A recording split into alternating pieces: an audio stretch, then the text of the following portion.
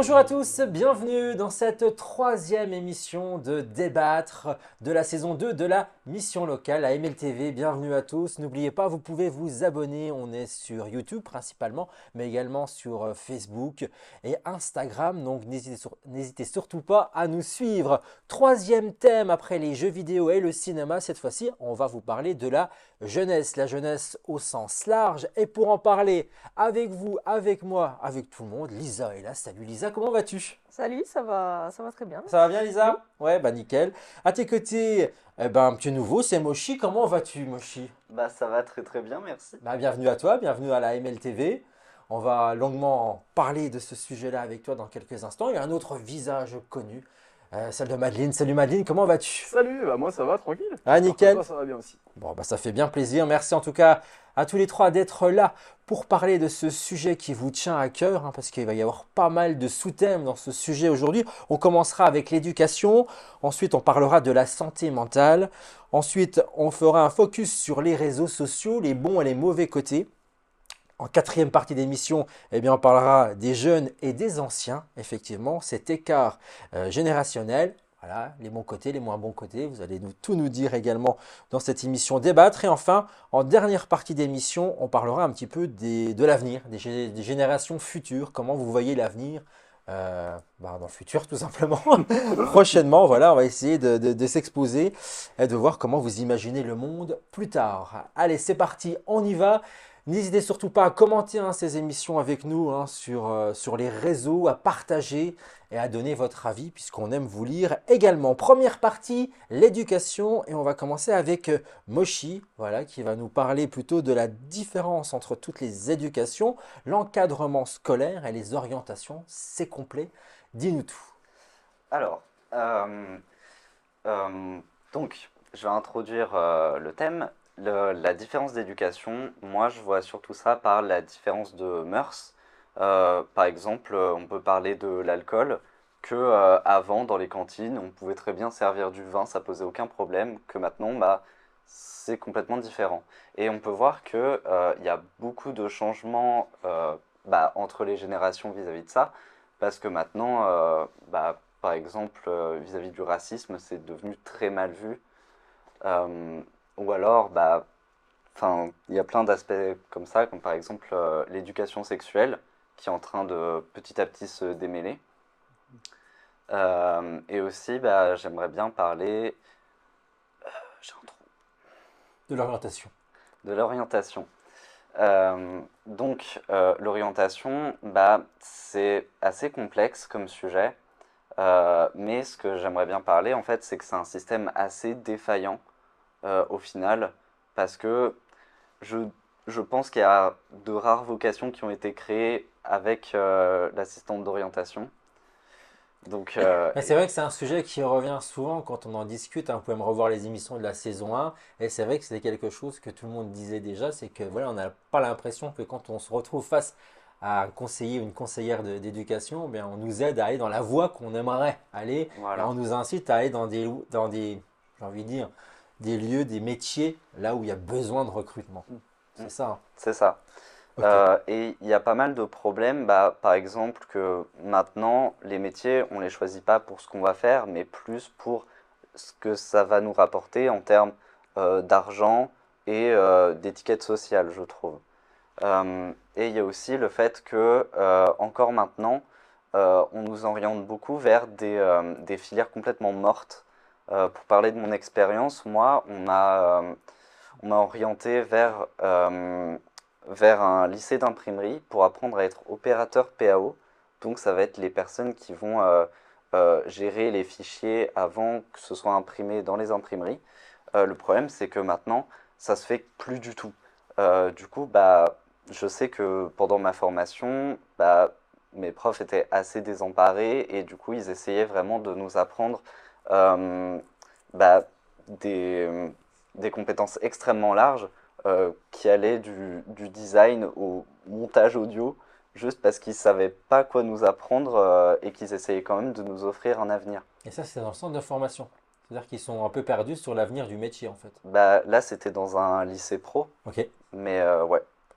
Ok. Et vous avez eu ce genre d'expérience d'orientation où vous aviez envie des filières peut-être préférées et que finalement on vous a un peu orienté Je, ailleurs, Madine? je sais que moi, la seule fois où j'ai vraiment été, j'ai vraiment été voir une conseillère d'orientation, c'était quand j'étais en troisième, hein, quand j'étais au collège encore. Et en fait, moi, ce que je voulais faire à ce moment-là, c'était développeuse de jeux vidéo. C'était le but. Et en fait, le seul moyen où je pensais pouvoir y parvenir, c'est d'aller dans un lycée très précis, lycée Henri Lauritz à Nancy. Et la conseillère m'avait juste dit que c'était pas possible pour moi au vu de mes notes. Et en fait, elle m'a vraiment redirigé vers un parcours dans un lycée professionnel, ce que je voulais vraiment pas faire. Et, euh, et en fait, elle m'a juste mal calculé ou je sais pas trop, mais je voulais vraiment pas aller partir dans un parcours pro à la base. Et pro dans quoi alors? Dans quelle filière? Et ben en fait, je m'en souviens même pas, mais c'est vraiment pour faire, pour pouvoir faire ce genre de choses aussi. Sauf que je Ouais, me parce dis que que c'est la comparaison, voilà, t'as telle ou telle note, bah en fait, toi, tu peux que aller en filière technologique ou, non, mais mais ouais, pas le général, quoi. c'est ça. Un peu, c'est ça l'idée. Mais voilà, après le truc voilà, c'est que moi j'ai été accepté dans mon lycée, donc je si j'avais un message à faire passer à cette personne, bah mal fait pour vous, hein, bien fait, j'ai gagné. C'est tout. Ok. Ah oui, bah Ah ouais, oui, bah au j'ai moins, t'es gagné. content, c'est Bah bien. ouais, c'est très bien. J'étais dans mon lycée, il était très très bien. Elisa, toi, ça va? Ça s'est plutôt bien passé ou justement, Euh, c'est un petit peu pareil, c'est un peu chaotique, cette orientation? Bah, moi, je voulais limite faire un lycée pro de cinéma, donc partir, commencer de la troisième à la terminale. Mais il y a mon prof, mon prof principal qui me disait oui, mais t'as les capacités, tout ça, pour aller en général. Et bah, ma mère, elle avait déjà vécu ça étant enfant.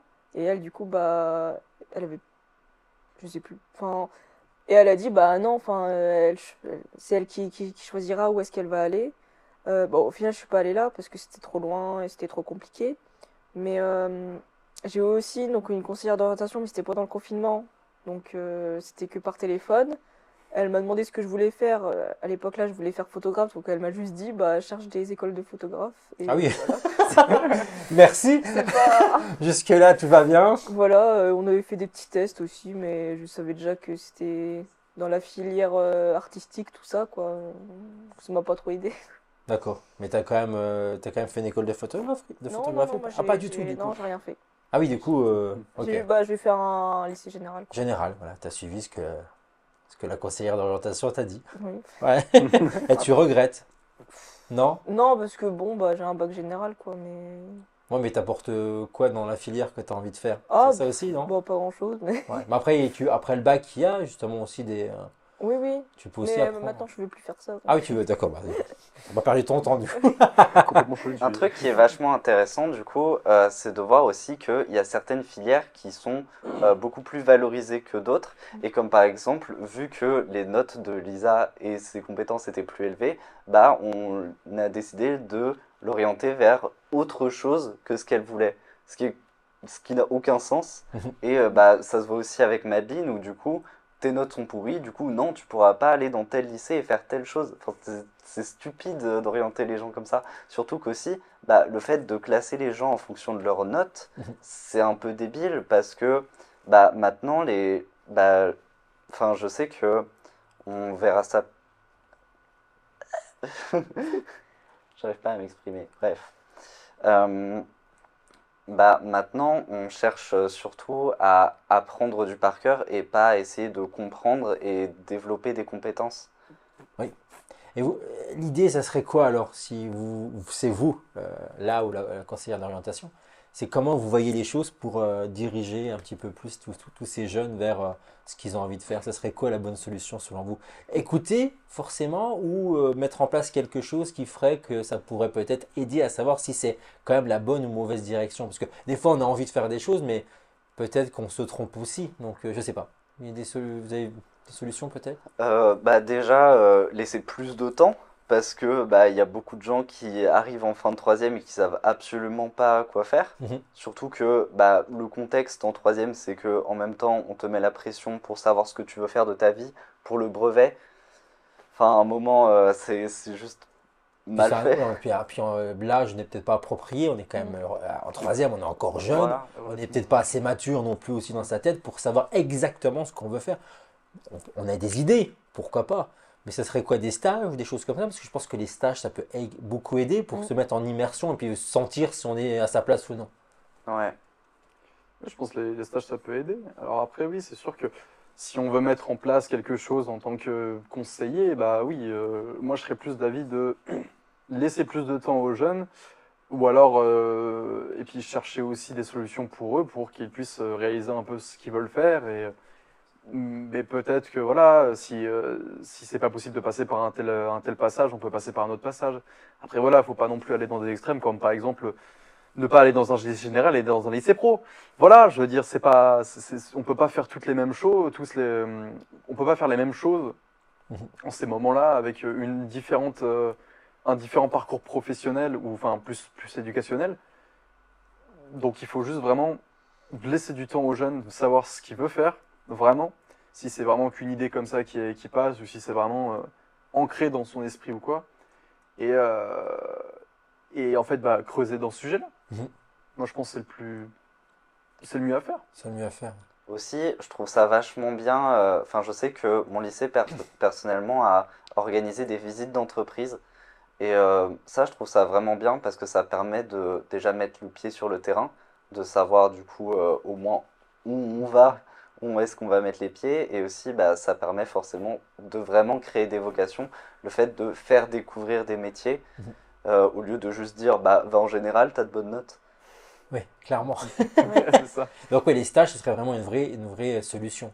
Oui. Enfin, moi, je parle de mon parcours brièvement pour expliquer, parce que c'est le parcours que moi j'ai fait. C'est pareil, on m'a orienté parce que j'étais vraiment très mauvais en général. Depuis l'école, c'était pas mon truc du tout. Je suis parti en maison familiale, donc en MFR. Et en fait, les MFR, c'était 4e, 3e, mais avec des stages entrecoupés 15 jours à l'école, mais 15 jours à découvrir les métiers qu'on a envie de faire. Et on avait 3 à 4 stages par an à faire. Donc du coup, ça permet de voir une palette de métiers différents, et de se projeter et de se dire. Donc moi, j'ai fait plein de stages où j'ai su que jamais j'irais dans cette direction-là parce que ça ne m'intéressait pas. Mais ça m'a ouvert des vocations un peu par hasard, en étant dans une cabine de projection un jour où je suis amoureux du cinéma, mais je me disais pas, tiens, je ferai ce métier-là. Et en fait, en faisant le stage et en découvrant le métier, je me suis dit, waouh, ben en fait, c'est super cool, j'aimerais vraiment faire ça. Et en fait, ça m'a orienté vers cette formation, un CAP. Et ensuite, j'ai pu faire ce métier-là. Et puis, voilà, la passion était là. Un métier passion, j'ai envie de dire, je le souhaite à tout le monde, parce que c'est ce qui nous fait vibrer au quotidien, quoi.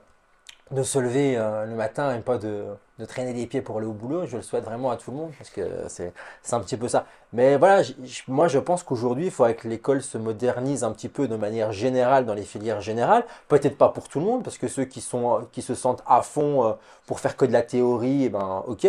Mais il y a aussi dans le général des classes qui généralisent un petit peu dans le format des maisons familiales, parce que je prends cet exemple-là parce que je suis passé là-dedans, et proposer plusieurs stages, parce qu'en troisième, on fait quoi? C'est un stage dans l'année? Une semaine, ouais. Une semaine. Comment on peut en une semaine se projeter? Parce que on peut très bien avoir une mauvaise expérience. Par exemple, je fais une semaine en boulangerie, pas de bol, je tombe sur un maître, enfin je dis d'apprentissage, un maître de stage qui est pas cool, qui est pas dedans et qui m'apprend pas le truc, ça me dégoûte du métier, alors que finalement, je serais allé pendant 4 semaines, un mois, découvrir le métier, peut-être que du coup, j'aurais le déclic, quoi. Donc, je sais pas. En vous écoutant, j'ai un peu le sentiment que c'est ça. Enfin, moi, je mettrais ça en place parce que je pense que ça aiderait énormément au lieu de faire des stages d'une semaine qui riment à rien, quoi. Je voudrais juste rebondir sur ce que tu disais, Mochi, tout à l'heure, un petit peu sur la présentation du thème de l'éducation. Tu parlais de la cantine et puis du vin. J'ai jamais entendu qu'on pouvait boire du vin en cantine avant, donc c'est pour ça que ça m'intéresse de Je savoir. parlais de l'écart générationnel et des mœurs qu'il y avait. Avant, on avait un rapport à l'alcool qui était très dramatisé. Et d'ailleurs, peut-être encore maintenant aujourd'hui, il y a beaucoup de gens qui boivent pour le social. Et c'est pas forcément normal, je trouve, parce que ça reste une substance qui n'est pas anodine. Et le fait d'en voir partout et de la dédiaboliser, ça a des conséquences que je trouve relativement graves. Ouais, c'est ça, de se dire, ouais, je vais boire un coup avec quelqu'un pour essayer que socialement je m'intègre, quoi. Oui. Comme il y en a certains qui fument. Moi, j'en sais, j'en connais qui fument parce que si on fume pas dans l'entreprise, eh ben, on continue à parler des dossiers pendant les pauses où les gens ils fument entre eux. toi tu fumes pas, tu es au bureau et en fait tu passes à côté de plein de choses parce que justement, bah, t'as pas l'impression d'être dans le coup. Donc, genre, moi j'en connais qui se sont mis à fumer pour pouvoir être dans le coup et se sentir intégrés dans l'entreprise parce que ben, il n'y a que comme ça qu'on arrive à discuter avec ses collègues, quoi. C'est à peu près le même discours que tu C'est voulais ça, oui. avec l'alcool, exactement. L'éducation, d'autres choses à ajouter? Pour encore parler du changement qu'il y a eu avec notre génération, c'est que l'école c'est devenu obligatoire depuis quelques années. En faisant ça, ça a créé beaucoup de mixité sociale. Ce qui est très intéressant, c'est que avant, l'école c'était réservé un petit peu pour les élites, parce que forcément, tout le monde n'était déjà pas capable au niveau des ressources de se le payer ou d'y aller. Souvent, les enfants étaient là pour aider et travailler. Et d'ailleurs, le fait de rendre l'école obligatoire, ça a beaucoup aidé pour la condition des mineurs en général, parce que même si l'école c'est fait pour apprendre, je pense qu'il y a aussi des relents d'éducation qui sont là, surtout au début en primaire. Et c'est vachement intéressant aussi de voir que du coup, la mixité sociale, ça crée vraiment, ça casse tout le côté hiérarchique qu'il y a au niveau des classes sociales. Et je trouve que c'est vraiment bien. Quelque chose à ajouter sur ce sujet? Non? Non, Non, non, tout va mais bien. c'était intéressant. Donc voilà pour la partie éducation. On va maintenant partir plutôt sur la santé mentale dans la jeunesse en général. Aujourd'hui, on continue toujours avec toi, Moshi, et justement, tu vas nous dire quelles sont les personnes qui sont touchées et aussi la difficulté de certains praticiens pour pratiquer aujourd'hui. Bien sûr. Alors, déjà, j'aimerais bien commencer par quelques chiffres. Ouais, c'est toujours Euh, intéressant ça, les chiffres, ça parle. Déjà, selon l'Ipsos, un site que j'ai utilisé pour mes sources, 49% des adolescents en France sont touchés par des problèmes d'anxiété et 41% sont concernés par des symptômes dépressifs en 2024. C'est des chiffres énormes. C'est énorme, c'est clair. Euh, donc déjà, ça montre que la condition des jeunes est assez problématique pour plein de raisons. Mais d'un autre côté, ça crée, je trouve, beaucoup plus d'importance aux aides au niveau des psys et des psychiatres, ça aussi, au niveau de l'écart générationnel, ça a beaucoup évolué. Parce qu'avant, c'était surtout, ah, tu vas voir un psy, tu vas voir un psychiatre, t'es fou. Alors que non, en fait, pas du tout. Même une personne complètement saine peut aller voir l'aide d'un psychologue juste pour avoir du recul sur sa situation ou un bonus d'intelligence émotionnelle. Je trouve que c'est très utile et même encore maintenant, bah, assez sous-présent, est-ce que ça se dit? Non, je pense pas, mais on a compris ce que tu voulais dire.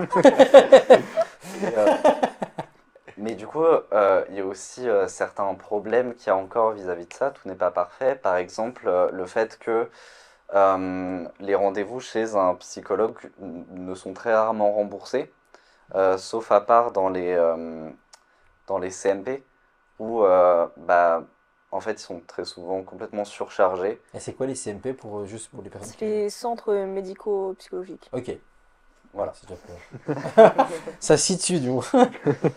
Aussi, un autre problème qui se voit, c'est certains psychologues ou psychiatres qui ne sont pas safe, donc qui vont pas nous accepter pour nos différences, ou alors juste qui vont pas forcément savoir nous aider, soit parce que le problème n'est pas forcément issu à nous-mêmes, mais vient du contexte dans lequel on est. Par exemple, on peut voir que quand il y a 41% de jeunes qui ont des problèmes d'anxiété, c'est pas forcément individuel comme problème. Je pense que c'est plus global et qui vient, par exemple, du coup, d'un encadrement scolaire qui n'est pas favorable à grandir sainement. Parce que je pense que du coup, ça veut quand même dire qu'il y a beaucoup de jeunes qui ont mal vécu leur scolarité. Mm. Et ça, je pense qu'il on peut en parler. Je sais pas si vous avez eu des expériences. Mal vivre sa scolarité? Oui. Oui. Bah oui, bah moi je me suis fait harceler quand j'étais au collège, quoi. Donc Ah ouais. c'était assez violent le harcèlement que moi j'ai subi quand j'étais au collège. Parce que moi quand j'étais encore plus jeune, moi j'étais très j'étais très pas violente mais turbulente. Je me faisais quand j'étais encore à l'école, je me faisais engueuler souvent par ma directrice parce que je faisais n'importe quoi.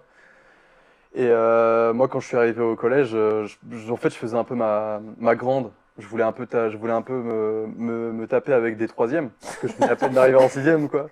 Et ça a mal fini, en fait. Moi, à ce moment-là, de la cinquième jusqu'à la quatrième, je me faisais harceler par énormément de mes camarades. Je me faisais insulter, menacer de mort. On me tabassait presque tous les jours, en fait, hein, à tel point que j'avais que des bleus sur mon corps, et c'était un peu compliqué à cacher.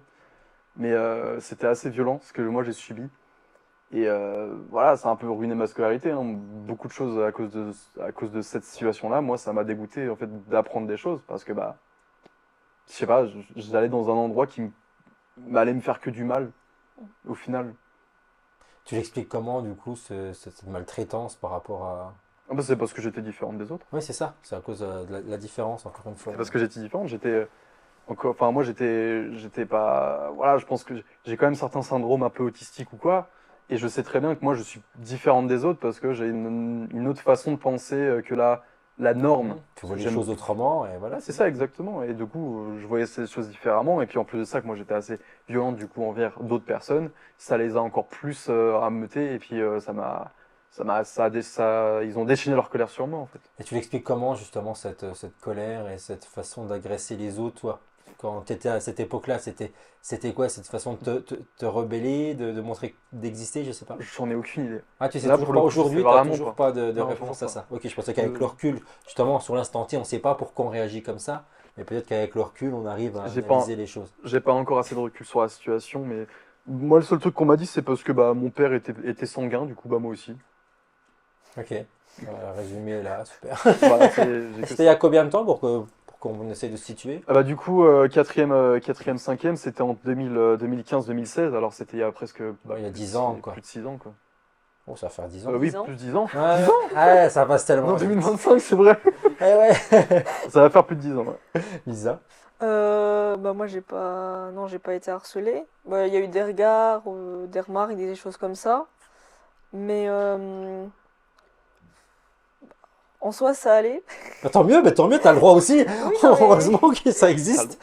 Heureusement que ça ça allait, existe. bah, sauf, bah, je vais en parler après, mais quand il y a eu le Covid et tout ça, C'est une période c'est une plus période compliquée, quoi.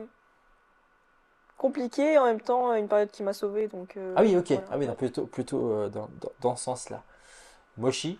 Bah, je vais parler de mon expérience Bah aussi, oui du coup. aussi, ouais. J'ai pas souffert particulièrement d'harcèlement, ça se voit pas.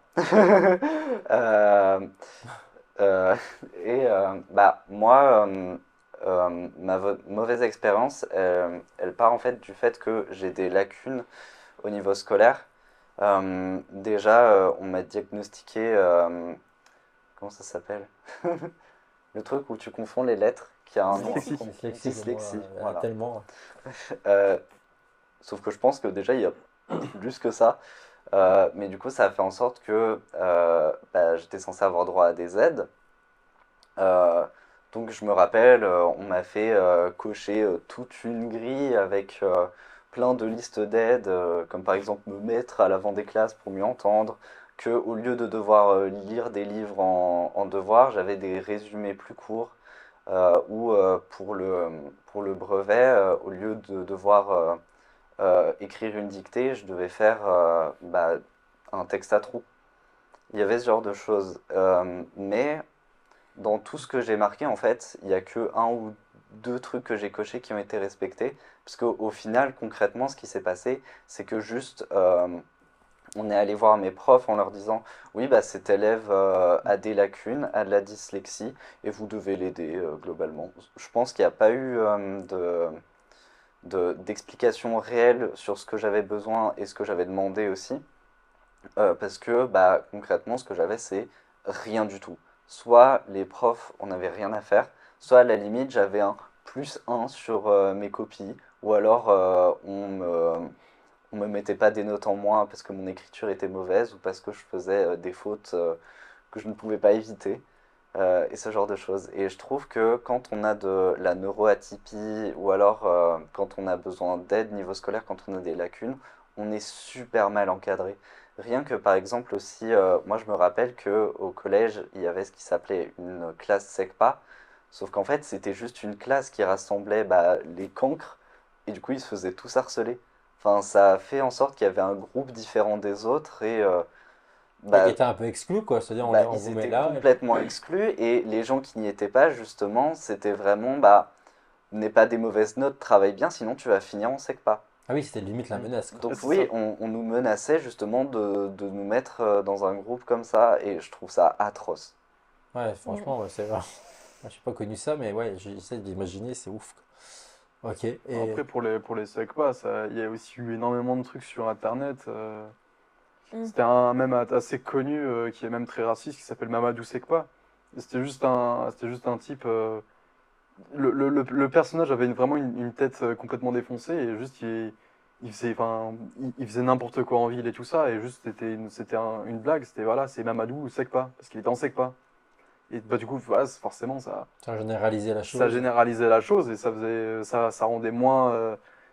On n'avait pas envie d'y aller en fait. Oui, forcément, oui, oui. C'est encore pire quoi. Ça servait à rien. Et du coup, on t'a jamais conseillé, par exemple, un orthophoniste ou quelque chose qui serait un peu plus logique qui est Euh, un vrai professionnel qui peut juger exactement c'est quoi les lacunes et ce que tu aurais eu besoin. Parce que je ne comprends pas que ce soit à toi de cocher dans une case enfin, ce dont tu as besoin. Toi. Tu peux pas faire ton auto-analyse. Tu es justement à l'école pour apprendre et pour qu'on t'aide à aller dans le bon sens pour apprendre aussi bien que les autres. C'est vrai que je trouve ça incroyable qu'on te dise bah, coche sur ce que tu as besoin. Je sais pas à toi de faire ça. Bah, euh, je sais que du coup, pour avoir droit aux aides, il fallait être suivi par une orthophoniste, ce que j'ai fait et ce qui a diagnostiqué, euh, La j'ai oublié le mot, dyslexie. la dyslexie. Dyslexie. Mais il y a aussi un autre truc qui est encore pire, c'est que moi, globalement, et ça au niveau de toute ma vie, j'ai jamais pu suivre un rythme de travail. Ça n'a jamais fonctionné. En fait, mon problème, c'est que j'ai de la phobie scolaire et j'ai de la phobie au travail. Et concrètement, ça fait en sorte que le matin, quand je me réveille pour aller au travail, je suis juste paralysé pendant des heures. Et la seule chose qui peut faire en sorte que je me bouge, c'est à la limite appeler le lieu pour dire que je pourrais pas venir parce que ça va pas du tout. Et ça a fait en sorte que j'ai jamais pu suivre un rythme scolaire normal et personne ne m'a aidé. Personne ne m'a aidé à suivre, personne n'a essayé de comprendre. Euh, En fait, ce qu'il y avait, c'est que juste personne n'y prêtait d'attention, globalement. C'est juste j'accumulais des absences et je devais en subir les conséquences, mais sans s'y intéresser plus que ça. Et ce qui s'est passé il y a, je crois, du coup, bien 2 ans, quand j'étais au lycée, euh, bah, je sentais que ça allait de moins en moins, que j'accumulais les absences et que vraiment je pouvais plus suivre du tout. Même quand j'arrivais à venir en cours, ça marchait pas, j'avais peur, j'arrivais pas à suivre. Et au niveau de mes notes, ça suivait pas du tout. Et du coup, j'ai essayé de vraiment demander de l'aide cette fois, vu que j'avais aussi pris conscience du problème. Parce qu'avant, on disait juste que j'étais feignant, et puis voilà, fais tes heures de colle, et puis voilà, tu pourras être absent plus tard. Globalement, c'était ça. Là, j'ai essayé d'en parler à mes profs, aussi aux supérieurs, aux gens qui sont censés aider les élèves finalement. Et tout ce que j'ai eu dans ce lycée, c'est que juste ça a fait en sorte que au début ils ont essayé de me comprendre, ils n'ont pas compris. Et ça s'est retourné contre moi parce que ça a fait en sorte qu'ils ont arrêté de juste de faire oui cette personne est absente tout le temps mais cette personne a fait un mot donc il n'y a pas de souci. Du coup ça a fait en sorte que ça a plus suffi et ça m'a rajouté des problèmes en fait. Déjà il y a beaucoup de pression qui s'est tout de suite accumulée sur moi vis-à-vis de ça. Donc à essayer de me presser à venir en cours. Euh, Ça peut être en essayant de me faire culpabiliser, en mode nous on t'attend à venir en cours, tu t'es engagé à faire ces études donc tu dois venir en cours, comme si bah, je trouvais pas ça important, comme si je m'en foutais, alors que c'était pas du tout le cas. Euh, Puis il y a aussi la notion d'abandon, je pense qu'il y avait, en mode est-ce que cet élève peut terminer, peut aller jusqu'au bac ou pas? Et bah, visiblement, non, il pensait pas. Euh, du coup, bah, ce qui s'est passé, c'est que suite à ça, j'ai arrêté les cours complètement pendant une période.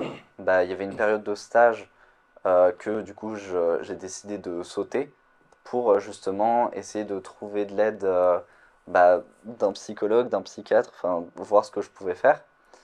Bah, ça n'a pas trop donné, mais le repos que j'ai accumulé a fait en sorte que j'ai pu reprendre les cours au moins comme avant.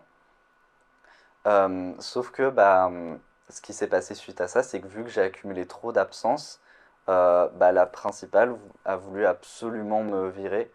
Donc déjà ce qui s'est passé c'est elle m'a dit un ultimatum du style bah jusqu'à la fin de l'année tu arrêtes complètement de sauter les cours, c'est plus possible, tu as accumulé trop d'absences et même comme ça je pense pas que tu puisses réussir les études et aussi en plus de tout ça bah tu ne prendras pas tes vacances et tu rattraperas bah, le stage que tu as manqué.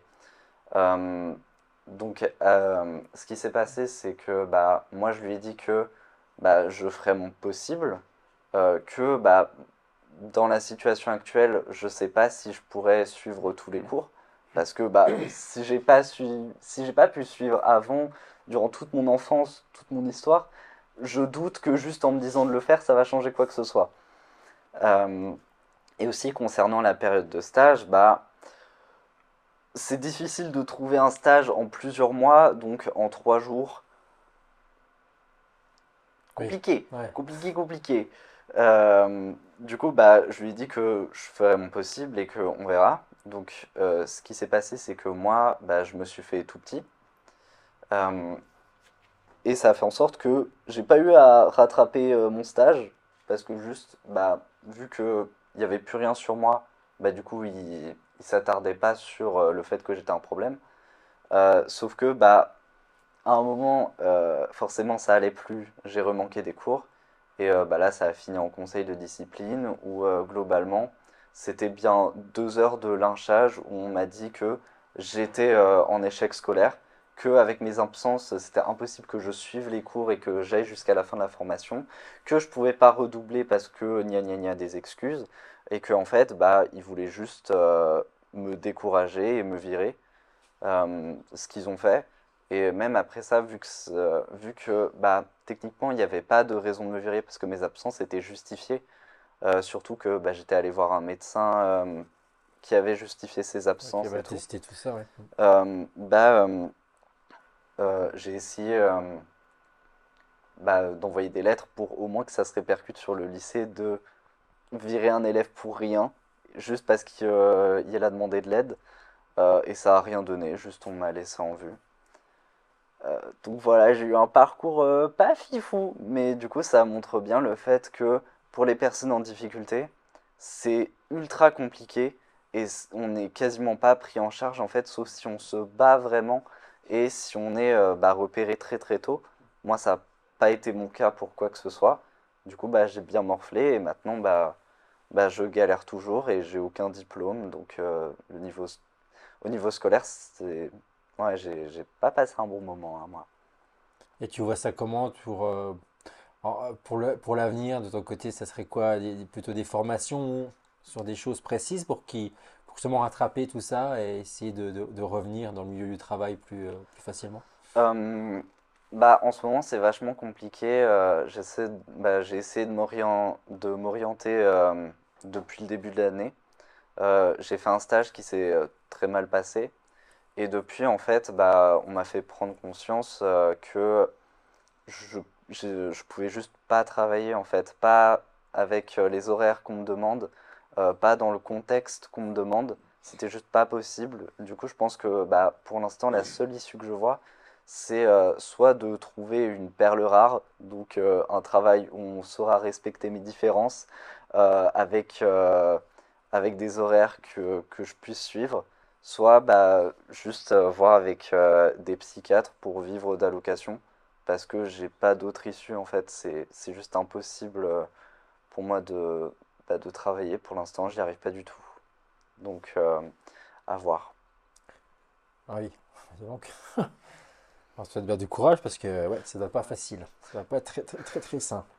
On va passer à un autre sujet sans transition avec Lisa, hein. Mais là, toi, c'est plutôt la période de la Covid qui a été quand même une période assez difficile pour beaucoup de monde, mais pas pour toi. C'est ce que tu nous disais tout à l'heure, plus ou moins. Bah, un peu, mais pas. Ça a été. Tu l'as bien vécu. Bah, bah, du coup, donc, le Covid est venu quand moi j'étais en seconde. Ok. Donc, bah, déjà, moi je me suis dit, je vais rentrer au lycée, tout le monde dit que c'est bien. Moi je me suis dit que tout le monde allait être adulte, qu'il allait avoir du respect, enfin, que j'allais être libre d'être qui je suis, quoi. Et c'était pas du tout ça.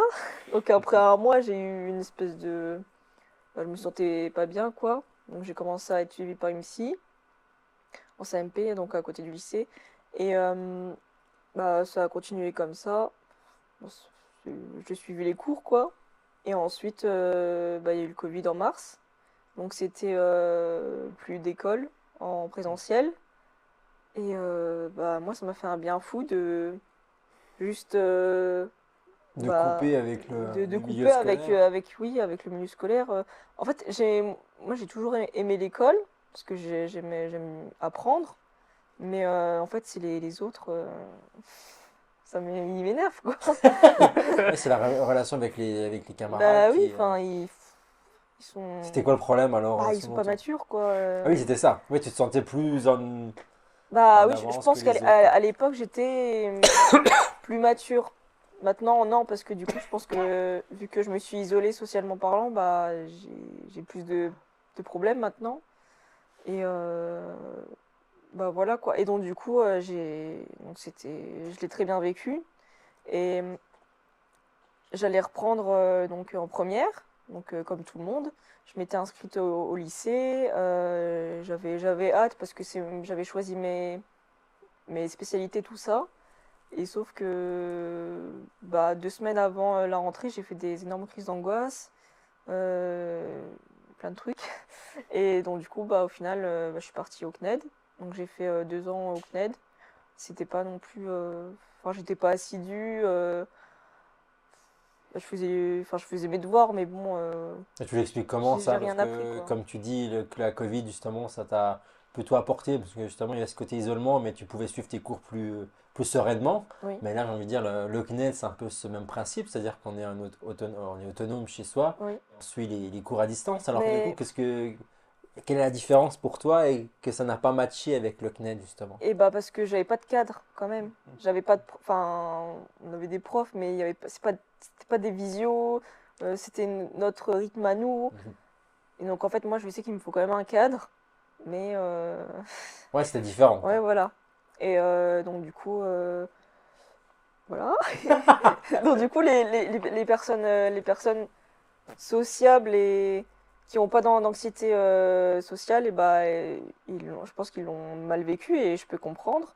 Euh, du coup, et pour les personnes casanières et un peu réservées ou en avance sur les autres, bah, je pense qu'ils l'ont plutôt bien vécu comme moi. Après, bien sûr, le confinement, bah, y a pas que ça, il y a aussi la perte des proches. Donc ça, c'était... Encore autre chose, oui. Mm. Ça joue sur la santé mentale aussi. Euh, mais du coup, beaucoup de monde se sont remis en question aussi, généralement. Mhm. Ça a donné suite à des reconversions aussi qu'on a pu observer. Beaucoup, oui. Et puis on a aussi pu passer quand même du temps avec ses proches, vu qu'on était confinés. Donc, donc voilà, mais ça a aussi donné suite, donc après le confinement, à de l'hypochondrie, l'anxiété sociale. Le- Enfin, il y a eu un... Ouais, d'autres maladies mentales qui Oui, sont. voilà. Enfin, la santé mentale chez tout le monde. Enfin, je pense que ça... Il y a eu du pour certains et Oui, malheureusement du contre mais je pour pense qu'il d'autres. y a eu beaucoup de chutes, on va dire, dans bah, dans la santé mentale de beaucoup de monde, quoi. Mhm. Donc, Et comment vous l'avez vécu, ça, si on reste sur cette période de Covid? Madeleine, peut-être? Oui. Ça, oui, parce que je l'ai vu hocher la tête et être plutôt d'accord. En fait, moi, le confinement, c'était un peu différent. Enfin, c'était étrange pour moi. Parce que moi, quand je suis arrivé au lycée, bah, déjà, voilà, moi, je pensais que ça allait changer. Parce que moi, le confinement, c'était quand j'étais en première. Et en fait, bah, j'ai passé une année complète de lycée, tranquillement. Voilà, je me suis fait un groupe d'amis, je me suis même fait un glow-up niveau vestimentaire. Bref, j'étais une légende. Et en fait, quand je suis en première, en janvier, en fait, je sors avec mon ex-copine. Et 2 mois plus tard, en fait, on doit ne pas se voir pendant au moins 2 mois à cause du confinement. Ça m'avait vraiment fait du mal à ce moment-là. Mais en même temps, il y avait ce truc de, moi je suis très casanière à la base, j'aimais énormément jouer aux jeux vidéo, j'aimais énormément faire des trucs sur Internet, etc. Et là, en fait, j'avais presque tout le temps du monde pour le faire. Je devais pas aller au lycée, j'avais juste à aller sur mon petit ordinateur et aller sur un groupe Zoom, et puis c'était tout.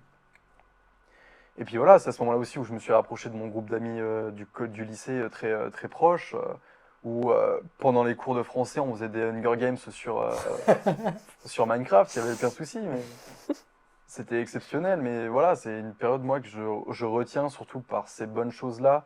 Mais oui, il y a eu des moments où j'en pouvais plus. J'en suis même d'un jour où j'avais qu'un seul cours dans la journée qui durait 3 heures. C'était le cours préféré, mon cours préféré, c'était NSI parce que le professeur était exceptionnel et tout ça. Et ici, c'est quoi? NSI, c'était numérique, sciences, ingénieur, Ok, quelque chose du genre. En fait, on faisait un du peu de code, on tout. faisait du Python, faut pas, Ouais, on faisait ok. du code sur nos PC. Et moi, j'aimais énormément ce cours-là parce que le prof, il m'aimait bien aussi. Et il y avait un jour où je suis juste pas allé parce que je me sentais pas bien. Le matin, je m'étais réveillé à 6 heures parce que il fallait que je me prépare. J'ai pas su me lever de mon lit. J'ai pas réussi de la journée à me lever de mon lit. Je suis même pas allé manger le midi, je suis pas allé manger le soir. J'ai vraiment passé ma journée dans mon lit à pourrir. Je regardais des scans de mangas et tout ça sur mon téléphone. Mais j'arrivais pas à partir, j'arrivais pas à me lever pour travailler alors que tous les autres jours j'y arrivais. Mais oui, le confinement, c'était un peu compliqué quand même pour moi dans le sens où ça m'a encore moins, ça m'a encore plus éloigné des cours qu'avant. Et, euh, et c'est sûr que bah, quand j'avais des cours à distance, moi j'arrivais pas à me concentrer dessus et je préférais jouer à des jeux parce que je trouvais pas l'utilité de faire des cours à distance. Ouais, tu avais plus le sentiment de t'évader comme ça, quoi. Ouais, c'est ça. Mhm. Ok. Moi, shit, cette période. Bah, je partage beaucoup de choses avec Madeleine. Parce que moi aussi, je suis assez casanière de base. Oui, cette période, ça a été un petit peu comme des vacances bizarres. Moi, du coup, ça m'a permis de faire un gros break au niveau des cours, ce qui m'a fait beaucoup de bien. Encore plus de pas avoir le sentiment de devoir suivre les cours en ligne. Moi, je l'ai juste pas fait parce que j'en voyais pas l'intérêt, je trouvais ça bizarre et si je pouvais les éviter, autant le faire. Du coup, je l'ai fait. Et concrètement, moi, ça m'a permis de me rapprocher de mon groupe d'amis en ligne et d'essayer un petit peu de m'évader de la situation où j'étais, ce qui était assez bien. Par contre, si on parle de la situation globale, oui, il y a eu aussi beaucoup de mauvais côtés, beaucoup de gens qui l'ont très très mal vécu de déjà pas pouvoir sortir de chez soi, et que aussi, pour beaucoup de personnes, faut le dire, le chez soi, c'est pas un milieu agréable et sain. Par exemple, il y a eu beaucoup plus de cas de maltraitance conjugale durant cette période, et il faut le rappeler. Euh, voilà, je voulais juste souligner ça. Ouais, c'est vrai. C'est vrai, hein. On va passer au thème suivant, mais toujours sur la santé mentale, avec Madeleine cette fois-ci qui va nous parler des réseaux et des dangers de l'harcèlement également depuis les réseaux. C'est ça. Alors moi, je vais un peu parler de mon expérience personnelle avec les réseaux sociaux. Euh, quand j'étais à ma deuxième année de BTS, j'ai subi en fait une très grosse crise de dysphorie de genre par rapport à ma transition, parce que les professeurs n'arrivaient pas à me comprendre par rapport à toutes ces situations-là. Et en fait, un peu pour me réfugier par rapport à cette situation-là, en plus, j'avais aucun camarade qui m'a accepté. C'était vraiment très compliqué à vivre. ce moment-là. Je me suis réfugié sur le pire endroit sur Terre, sur Twitter. Je me suis réfugié dessus. J'ai trouvé des comptes Twitter qui me plaisaient en termes de leur humour, qui étaient très absurdes. Euh, et en fait, ça m'avait un peu touché dans le sens où moi, je voulais faire pareil. Je voulais faire rigoler des gens. Et donc, c'est à ce moment-là où moi, j'ai commencé à créer pareil des petites images absurdes, complètement, vraiment très stupides, mais moi qui me faisais marrer et au final qui faisait marrer aussi d'autres gens. Des trucs qui étaient mal dessinés sur Paint, des montages photos en 250 pixels, on voyait rien. Ce genre de trucs-là. Moi, ça me faisait marrer et ça faisait aussi marrer plein de personnes. À tel point qu'en l'espace de un an et demi, j'ai récolté 2700 followers sur mon propre compte Twitter. C'était assez grand. Mais voilà, le gros souci, c'est que si je faisais pas de blagues sur le caca ou le pipi, moi je faisais sur ma dépression. Donc c'était encore pire, ça servait à rien. Et, euh, et en fait, le truc, c'est que les chiffres m'ont omnibulé. Et là aussi, c'était un peu ma part de santé mentale dans cette histoire-là, c'est que les chiffres m'ont omnibulé. Et j'arrivais pas en fait à me dire que un post n'a pas fait autant de likes que les autres, par exemple. Mhm. Alors que forcément, c'est pas le même type d'humour, c'est compliqué. J'arrivais pas à me dire que là, voilà, mon compte de followers a été bloqué. J'arrivais pas à me le dire. Et je voulais à tout prix me mettre encore plus en avant, faire encore plus de choses, essayer de rencontrer plus de gens pour essayer de débloquer cette situation-là. Et c'était un peu compliqué pour moi et ça m'a mis dans des situations très dangereuses en fait pour moi, dans le sens où je voulais rencontrer plus de personnes. Je voulais rencontrer du coup des personnes plus influentes que moi. Par exemple, bah, la personne qui m'a un peu, entre guillemets, incité à faire des mèmes, bah, je voulais la rencontrer dans la vraie vie. Je l'ai fait, c'était exceptionnel. Sauf que, en même temps, moi, ça m'a mis dans des situations dangereuses où des personnes ont voulu profiter de moi. Et c'était pas le meilleur dans ce sens-là, où je pensais que ça allait être des personnes qui seraient un peu plus stables mentalement, comme plein de mes amis, en fait, de la vraie vie. Et en fait, c'était pas du tout le cas. C'est des personnes qui ont leurs propres problèmes, qui sont même des fois beaucoup plus compliqués à comprendre que ce que moi, par exemple, je peux ressentir dans mon propre crâne. Et ça a été très compliqué à gérer. Et puis enfin, c'était pas le meilleur pour moi. Et bah voilà, à un moment ou à un autre, moi, j'en avais marre. J'en avais marre de ça. J'en avais marre en fait de vouloir forcément être omnibulé par les chiffres, vouloir plaire à des gens et ce genre de choses. Et en plus de ça, il y avait ce qu'on appelle les situations, des relations pas platoniques, c'est parasociales, où ce sont des personnes qui vont te voir, te dire je t'aime trop, t'es la meilleure, je t'aime trop, j'aimerais avoir tes enfants, par exemple. Et ce genre de truc, moi, je voulais pas subir ça. Et comme moi, j'étais en train de faire du streaming sur Internet, donc de la diffusion en direct, je subissais des commentaires comme ça. Et ça me plaisait vraiment pas du tout. Et donc, moi, j'ai décidé d'arrêter. Ça m'a un peu fait du bien, mais c'est pas le meilleur. Donc voilà, c'est un peu ma santé mentale, moi, sur les réseaux. C'était bien au début, parce que c'était sympa. Je commençais à avoir des gens qui m'aimaient bien, mais ça s'est mal fini. Oui, ça a pas pris la direction que tu voulais, quoi. C'est ça, c'est ça. Et puis voilà, après, voilà, sinon, en règle plus générale, bah, le harcèlement en ligne, c'est beaucoup plus simple. On est derrière un pseudonyme, on est derrière un écran. C'est beaucoup plus simple d'insulter quelqu'un, c'est beaucoup plus simple de juger une personne sur son physique, sur sa façon d'être ou ce genre de choses, parce qu'on est derrière un écran. C'est beaucoup plus simple. Et puis, ça engendre du harcèlement et ça peut même aller des fois beaucoup plus loin dans la vraie vie où on se fait retrouver, on se fait tabasser par des gens. C'est possible et ça est déjà arrivé avec quelqu'un que je connais. Et c'est horrible en fait ce genre de situation. On peut pas être safe parce que on veut se libérer un peu de notre propre, de notre quotidien, parce qu'on a des soucis, parce on a envie de s'échapper tout simplement. Et on se retrouve en fait Avec d'autres à avoir soucis. ces mêmes choses-là, ou alors avoir encore pire que ce qu'on a essayé d'échapper au départ. Et je trouve ça tellement dommage, alors que un réseau social, c'est censé normalement être fait Réunir les gens. pour réunir les gens. Mm. Et ça fait que les...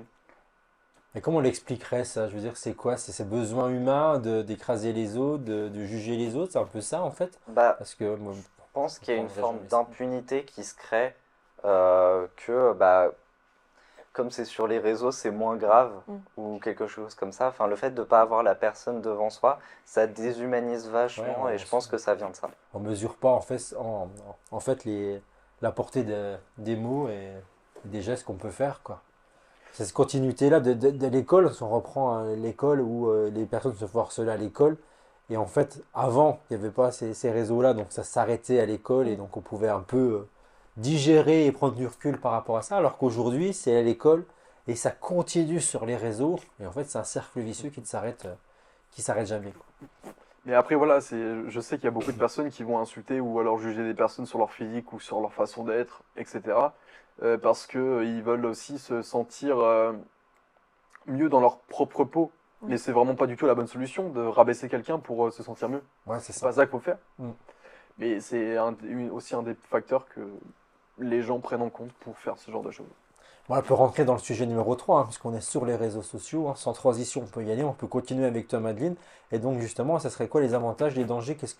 C'est quoi, à ton avis, Bah voilà. les solutions peut-être? Pour moi, les avantages des réseaux sociaux, bah c'est voilà, c'est réunir des personnes, se faire des amis, réunir des communautés entre elles. Par exemple, une personne qui est très fan d'une série, peut-être envie de parler de cette série-là avec d'autres personnes et donc va rejoindre des communautés qui sont autour de cette série-là pour pouvoir peut-être avoir des nouvelles personnes à qui parler, des amis et ce genre de choses, juste Partager son avis. pour partager, ouais, Ouais, c'est ouais. ça. Mhm. Exactement. Voilà, et puis moi je sais qu'au niveau aussi de mes propres avantages que j'ai eu sur Internet, comme je faisais du streaming, j'ai eu des personnes qui m'ont donné de l'argent. J'ai reçu, en l'espace de 3 ans, j'ai reçu 600 euros. C'est pas rien, c'est déjà pas Ouais, mal, c'est pas mal, ouais. c'est sympa. C'est pas mal quoi. Mais voilà, après en contrepartie, il y a beaucoup plus de choses qui sont négatives par rapport à tout ce monde-là, que moi j'ai pu récolter, et c'était assez terrible en fait. Dans le sens où j'étais ancré dans un groupe, un assez gros groupe avec plein de personnes. Et je sais que les gens m'aimaient bien, mais parce que je faisais moi, pas vraiment par ma personne, juste parce que je faisais des mèmes un peu drôles et ça les faisait marrer. Et c'était un peu pour ça aussi que des gens ont commencé un peu à me kiffer moi. C'est bien, hein, mais je trouve que c'est pas non plus la solution, enfin le seul truc pour laquelle on devrait m'aimer. Ça serait pour laquelle alors? Je Selon sais pas, toi? bah, le fait que je sois une légende, tout simplement. Il n'y a pas rien d'autre à dire, mais juste non, bah je sais pas, ma personnalité, mais Bah, t'as personne, tout ma personne simplement. en fait, Ouais, tout mais ta simplement. personne, à travers l'humour, c'est toi, c'est ta personne? Bah, Ce pas que c'est que... forcément. Ben en fait, Ouais, c'est mais pas forcément c'est ça. un C'est c'est un assez espèce de général, petit quoi. miroir, mais c'est un miroir inversé, j'aimerais dire. Ouais. C'est pas, c'est pas ma facette la plus visible de l'iceberg, on va dire. Moi, je suis plus dans l'instant, je suis plus dans la musique. J'aime énormément écouter de la musique, tout ça. On ne suis pas pareil dans ce que je ressentais dans mes mèmes. Surtout que dans mes mèmes, quand il y avait écrit, quand t'avais une photo de Mickey, il y a écrit ce mec touche le cul de ta meuf, tu fais quoi? Bon, en général, c'est pas vraiment ma personnalité, quoi, qui est rajoutée là-dedans. C'est juste de l'humour nul. Et Puis voilà. aussi, il faut comprendre que sur Internet et sur ce qu'on partage, on partage ce qu'on veut comme on veut. Donc on va forcément se polir pour avoir une image complètement parfaite. Mais notre personne, c'est aussi nos défauts et tout ce qu'il y a autour, tout ce qu'on ne contrôle pas. Et le fait d'aimer quelqu'un que pour son contenu, bah, c'est dangereux parce qu'en fait, ça peut être quelqu'un de complètement différent. Comme par exemple, bah, on parlait un petit peu des relations Parasocial. parasocial. Moi, je sais que par exemple, quand on date des gens sur Internet, ça peut être assez dangereux et compliqué quand on la rencontre en personne, parce que forcément, la personne ne va pas s'exprimer pareil qu'à l'écrit. Exactement. On Euh, s'est créé un idéal, peut-être. oui, c'est aussi beaucoup plus facile d'idéaliser la personne et de faire ce genre de choses. Et du coup, ça fait en sorte que bah, beaucoup de relations comme ça ne fonctionnera pas parce qu'il y aura une réalisation que, bah, en fait, derrière les messages mignons, bah, en fait, c'est une vraie personne avec des peurs, des doutes, des rêves. Et c'est quelque chose qui ne se voit pas tout de suite quand on regarde que la surface, finalement. Ouais, c'est ça. Je pense que c'est plutôt linéaire aujourd'hui. Et peut-être dans ces recherches-là, on est peut-être sur que l'idéal, que des belles choses. Et on a du mal à intégrer, justement, dans ces rencontres-là, les défauts des personnes, Ah, c'est ça. ouais, qu'on découvrirait que en la rencontrant pour de vrai, quoi. Bah, et voilà, bah, moi, du coup, une situation, donc avec ce grand groupe, avec les personnes qui juste m'aimaient pour mes mèmes à peine, on a fait une rencontre, on était parti à Paris, on a fait une rencontre du gros groupe, on était une vingtaine, c'était très bien sur le moment, mais en fait, c'est quand on connaît pas vraiment les personnes qui sont derrière les comptes avec lesquels on parle, on connaît juste pas la personne, et c'est très dangereux. Euh, c'est dans le sens où c'était cette rencontre-là, c'était 2 semaines après que mon ex et moi on se soit quittés. Donc j'étais déjà un peu faible mentalement. Et je suis allé les voir parce que je m'étais dit que ça allait me remonter le moral et tout ça. Et comme en fait j'étais faible psychologiquement, on a abusé sexuellement de moi. Et c'est assez terrible parce que c'était pas une personne pour laquelle je pensais qu'elle allait Qui faire allait ça. faire ça, ouais. Mais elle l'a fait. Et en fait, en plus de ça, ça a aussi mis quelque chose dans mon crâne où euh, j'avais peur de cette personne-là. Et en plus de ça, je devais dormir chez elle pendant encore 4 jours. Je l'ai pas fait. Je me suis fait sauver par quelqu'un d'autre. Mais en même temps, ça a eu ce truc, ça a eu cet effet de. Il y a eu une personne qui m'a beaucoup aidé pendant cette situation-là. Et je suis devenu en fait complètement obsédé par cette personne-là. Que de l'obsession maladive. C'était horrible. Et je pouvais pas m'empêcher de penser à elle. Et c'était une horreur. Et tout ça, en fait, à cause du fait que je me sois barré à Paris. Et c'était vraiment pas agréable à vivre, que ce soit pour moi ou pour elle. Hein. C'était vraiment terrible. Je pouvais pas vivre sans elle. J'avais beaucoup trop de trucs que je ne pensais pas avoir enfouis en moi à la base. Et en fait, c'était assez terrible parce que je me suis dit, bah, si j'avais pas fait mes mêmes là, je pense que tout ça ne se serait jamais passé. Et c'est terrible de penser à ce genre de choses. Et donc, c'est aussi une des raisons de pourquoi j'ai arrêté. Ouais, c'est ça. Parce que j'en pouvais plus. Quoi. L'idéal que tu en avais eu au début, Ouais, c'est ça. c'est transformé en un cauchemar que Exactement. tu souhaitais pas. Tu as perdu t'as perdu la main sur tout ce que J'ai perdu la main et puis voilà, enfin, ça m'a fait faire plein de crises de panique. J'ai eu pendant presque 2 semaines, j'ai vraiment pas mangé quoi. J'ai rien mangé, j'ai pas beaucoup dormi parce que j'ai eu des images de ce qui s'était passé avant et je pouvais pas m'en empêcher de me dire que cette personne-là, bah, je pensais qu'on était potes. On a passé tellement de bons moments ensemble et au final, elle fait ce genre de choses. Ça m'a vraiment pas mis bien. Forcément, c'était horrible. Et tu dirais quoi pour conseiller des personnes qui seraient dans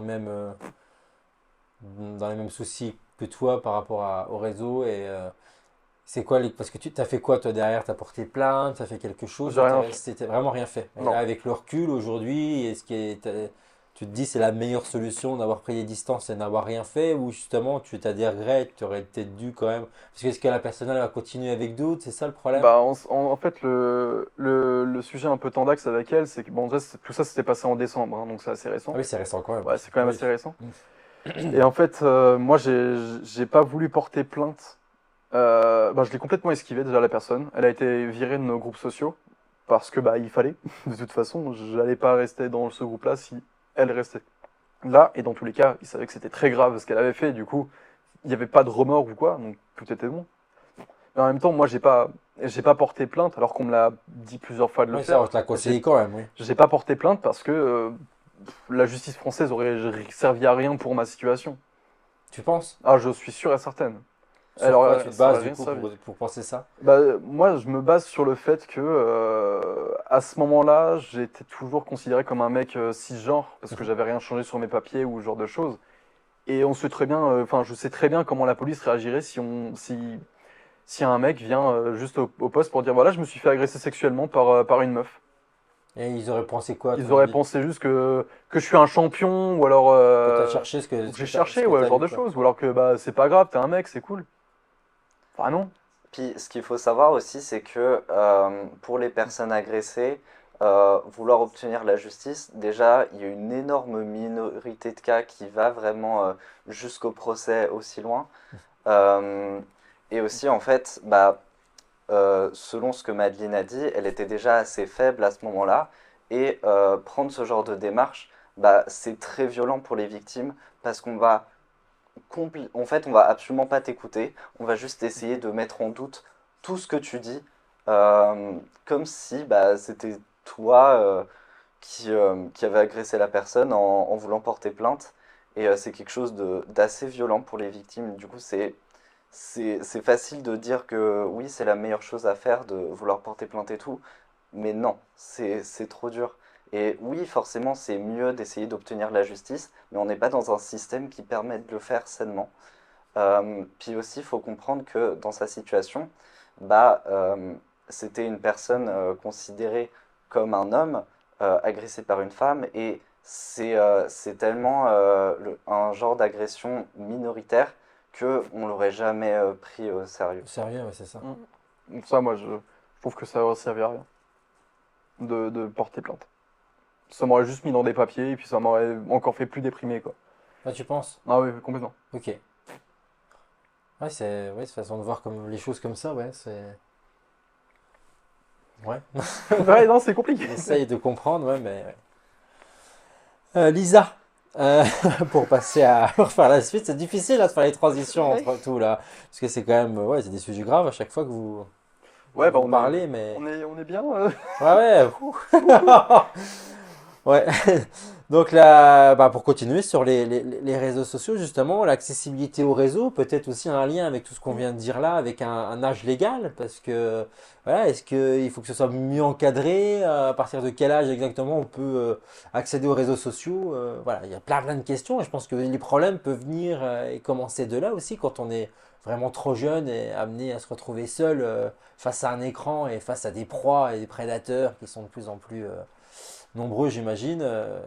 Là, que plus peut-être dans la réalité, j'en sais rien, hein, mais on a le sentiment qu'ils se sentent plus protégés, qu'ils ont plus de facilité à attaquer sur Internet. Oui. Et bah, faut savoir que déjà l'âge légal pour aller sur les réseaux sociaux, c'est 13 ans. Sauf que bah, je sais pas vous, mais moi en tout cas j'étais bien Bien avant, plus jeune, hein. bien plus jeune Ouais, ouais. quand j'ai eu les réseaux. Et bah en fait ça continue même maintenant à 7-8 ans et Non, mais c'est la voire, faute à qui? bah, aux parents, Bah oui. voire plus jeunes. Bah, ils ont déjà un téléphone, une tablette entre les mains avec les réseaux sociaux quoi Ouais, c'est ça, et sans l'accessibilité de faire ce qu'ils veulent et dessus. sans accompagnement. Donc en fait c'est C'est ça. dangereux, c'est dangereux pour eux déjà parce que bah comme tu dis il y a Des des prédateurs. prédateurs qui en profitent. Et puis il y a tous les dangers que Madeleine a cités. Et c'est pour ça que bah, qu'on en parle en ce moment de. Je crois que c'était sur TikTok, je sais pas, de faire vérifier par une carte d'identité ou je sais plus quoi. Bon, je pense pas que ça va se faire, mais Bah, ça devrait. bah oui, ça Ça devrait. Ça devrait. devrait, Parce ça que devrait être parce bloqué. qu'il Tu peux pas y a créer un plein. compte.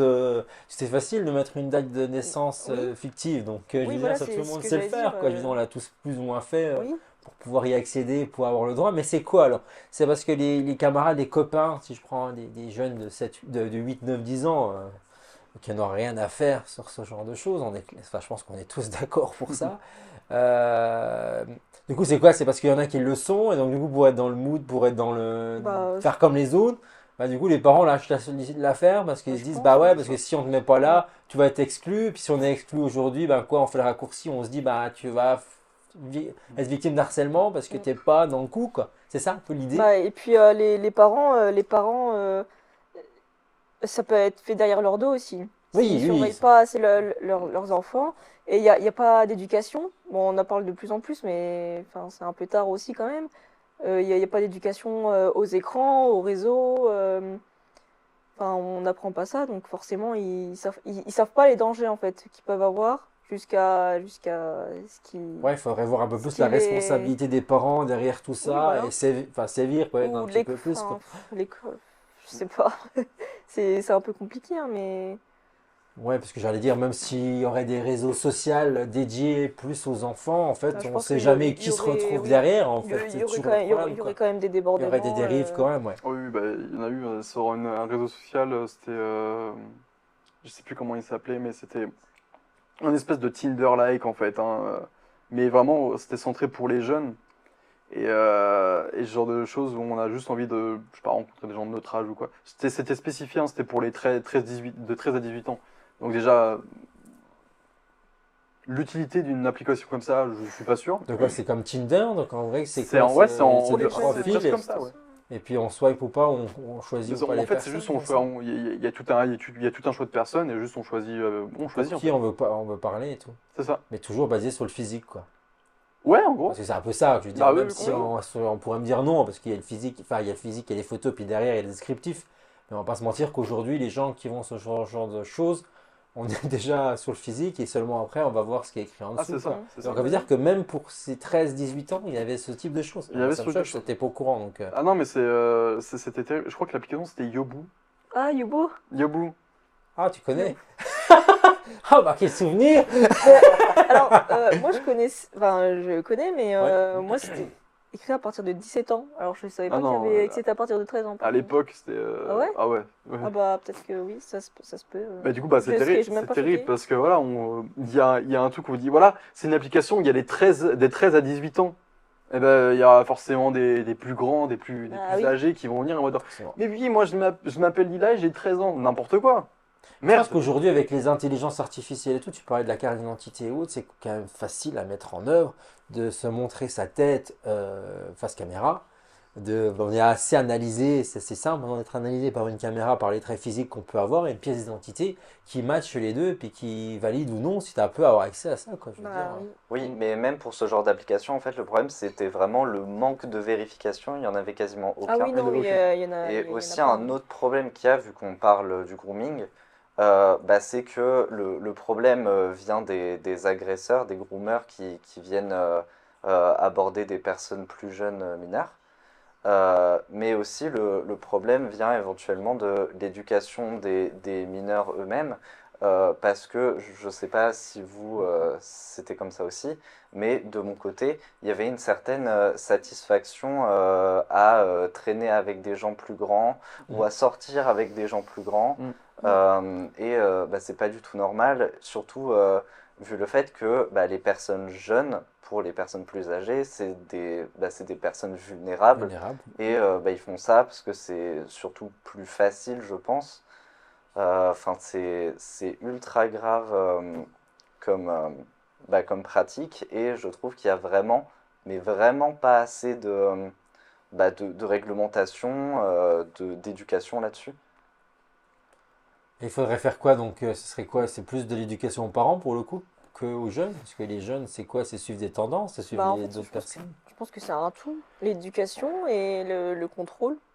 Oui. Mais ouais, Et quoi, mettre c'est des lois en compliqué avec. place pour que les parents soient plus Bah, sévèrement punis s'ils laissent leurs enfants trop, j'ai envie de dire, seuls face à eux-mêmes sur ces réseaux-là. Je parle pour les enfants qui ont moins de 10 ans quand même. Bon, Parce que c'est... en fait, c'est tellement compliqué cette Ouais. situation-là où j'avais une amie avant. euh, elle était, elle avait pas le droit d'aller sur Discord par exemple, sur son téléphone pendant la journée parce qu'il y avait ses parents. Enfin même en tout court parce qu'elle avait pas le droit, tout simplement. Et en fait, le truc c'est qu'elle avait trouvé un moyen de tout bête hein, d'outrepasser la restriction de ses propres parents. C'était c'était en fait bah, à chaque fois que ses parents revenaient à la maison, elle désinstallait l'application. Comme ça, il n'y avait aucune trace. Tout était bon. Ouais, mais Et bon, donc les après, quand parents, elle il n'y a repartait, pas bah, cette histoire de contrôle des parents où ils sont au courant en direct de ce que font leurs enfants sur le téléphone, Ouais, il y a des avec les contrôles téléchargements parentaux. d'applications qui sont faites. s'ils les mettent pas en place, Oui, on peut pas savoir. oui. Non, mais ça devrait être mis en place automatiquement. Enfin, je sais pas. Enfin, moi, je La, trouve ça la, tellement logique.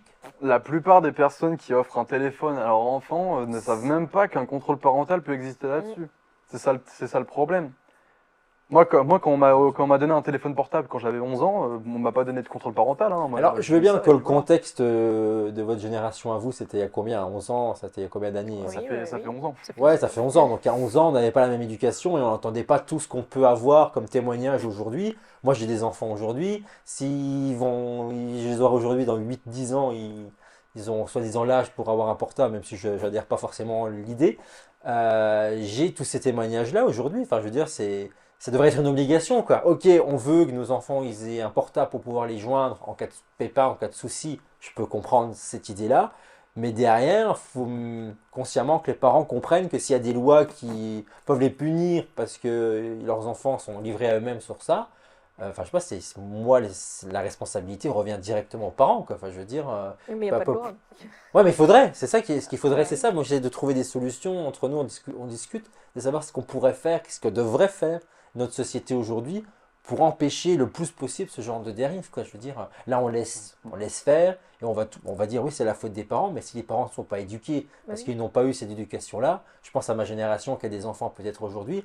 Nous, on a connu le boom de la création, tout ça. Moi, je suis en plein dans la génération où on a tout eu qui sont arrivés, mais on n'avait pas cet esprit de dérive, même s'il devait y en avoir déjà dès le début, hein, mais on n'avait pas ce retour de témoignage de tout ce que je peux entendre moi là aujourd'hui, quoi.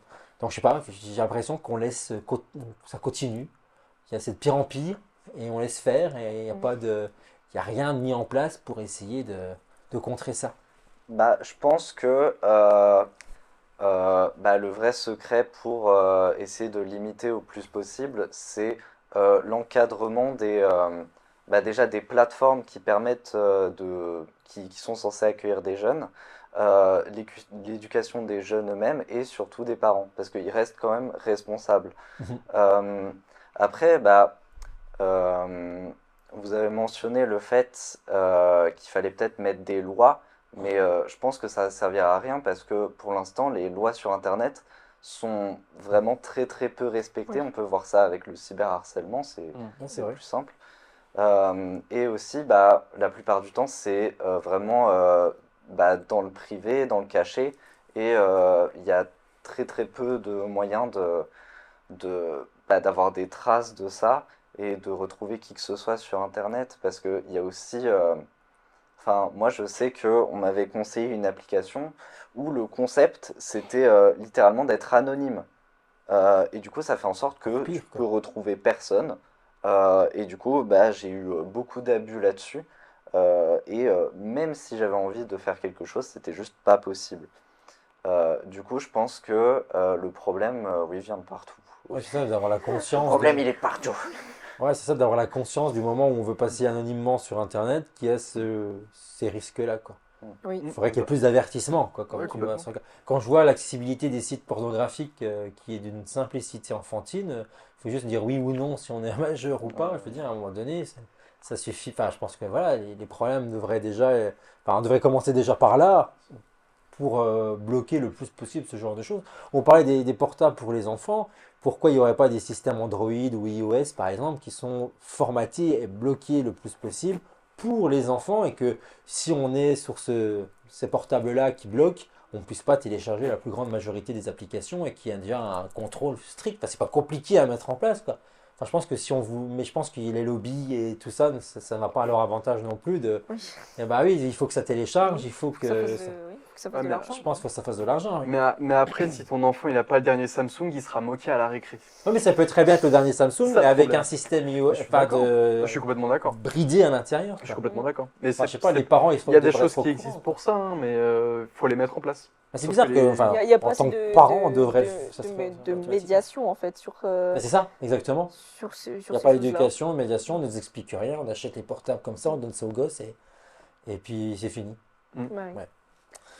Bon, je pense qu'on a parlé du grooming, peut-être C'est ça. que on en a parlé Bah, généralement là, mais s'il y a des choses à ajouter, autre chose, oui. bah, j'aimerais bien aborder quelque chose avant de finir. C'est que bah, j'ai l'impression, et j'en suis même quasiment sûr, que le grooming impacte surtout les jeunes marginalisés. On a surtout vu ça vers la naissance d'Internet et les groupes de discussion. C'est que bah, je vais parler de mon expérience, ce sera le plus simple, mais ça fonctionne sur un petit peu tout. C'est que bah, moi je suis une personne trans et en tant que personne trans, bah, j'ai un rapport avec mon corps qui est très compliqué et en général avec moi-même qui est très compliqué. Et ça fait en sorte que bah, dès que j'ai commencé à aller sur les réseaux, bah, on a tout de suite sexualisé mon corps énormément. Sans que j'ai aucune sorte de transition, juste le fait de me considérer comme étant une personne plus féminine a fait en sorte que je sois automatiquement sexualisé et que les gens me voient que pour mon corps en fait. Ok. Et il y a ça, plus aussi l'hypersexualisation des corps jeunes, qui est tout un autre débat. Mais du coup, ça a fait en sorte que sur les réseaux spécialisés ou les groupes de discussion spécialisés pour les personnes marginalisées, bah, beaucoup de gens en profitent parce que forcément, il y a ce rapport au corps et à soi-même qui est complètement décalé. Enfin, moi, je sais que du coup, ça a fait en sorte que du jour au lendemain, bah, des gens s'intéressaient à moi sans aucune raison, alors qu'avant, bah, j'avais l'impression que tout le monde me détestait. Et là, bah, je suis devenu le centre d'intérêt de tout le monde, juste parce que bah, je me considérais comme une femme ou autre chose, juste parce que bah, j'étais jeune. Et d'ailleurs, on voit aussi ça bah, chez les femmes, sur Internet ou non. dès qu'il y a les débuts de puberté qui commencent à apparaître, on devient le centre du monde et c'est assez choquant, je trouve, qu'on laisse encore passer ça. Et même si ça évolue de plus en plus, il y a encore beaucoup de choses qui vont pas du tout. Et je pense que c'est très important de le souligner que le grooming, c'est un danger pour toutes les personnes jeunes parce que c'est des personnes sensibles, mais que ça impacte particulièrement les, les personnes sensibles sur les personnes sensibles. Et que du coup, je trouve ça très important d'en parler parce que moi, je m'en étais absolument pas rendu compte parce on m'en a parlé beaucoup plus tard que c'était un phénomène extrêmement courant de se faire autant sexualiser et que ça marche si bien quand t'es jeune et que t'as une mauvaise estime de toi. Donc il faut en parler. Voilà. Non, mais Donc, c'est bien, je pense que c'est très important, ouais. On n'en parle pas assez, justement. Bah, merci à toi pour ça. On va passer à la quatrième partie cette fois-ci. Et justement, là, on va pas changer de sujet, mais c'est ça, se comprendre, parce qu'on en a un petit peu parlé tout à l'heure avec ces écarts intergénérationnels entre les plus jeunes, votre génération, et une génération un peu plus vieille, si je puis dire.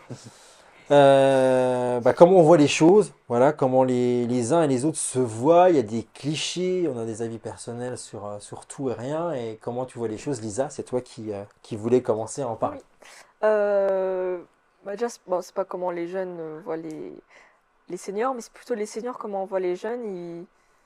On sait qu'ils les voient comme des enfants pourris gâtés, parce on n'a pas eu la même éducation. C'était plus strict. C'était beaucoup plus Ouais, strict mais c'est vraiment autre chose. à l'époque. Et des feignants. Les jeunes, ils veulent pas travailler. Mais parce que, enfin, c'est pas qu'on veut pas travailler, c'est juste que notre génération, on veut, on veut investir dans notre vie au lieu d'investir dans une société, en fait. Mhm. Donc, on veut faire ce qu'on aime et puis Pour profiter de la vie. voilà, et on va pas se bouffer la santé mentale pour des gens qui sont pas importants pour nous. Ah, puis on a une vision autre. Je pense que la façon que tu veux dire les choses, c'est le travail, l'importance qu'on met au travail. Ouais. C'est-à-dire que le travail, c'est plus alimentaire, c'est aussi, voilà, si on peut s'épanouir au travail, tant mieux. Oui, Mais je veux dire, on va travailler parce qu'on en a besoin pour vivre et puis pour faire des Mm. activités autres. Mais on veut couper, on arrive à, enfin, moi, j'ai le sentiment que c'est ça Oui. aujourd'hui un petit peu plus.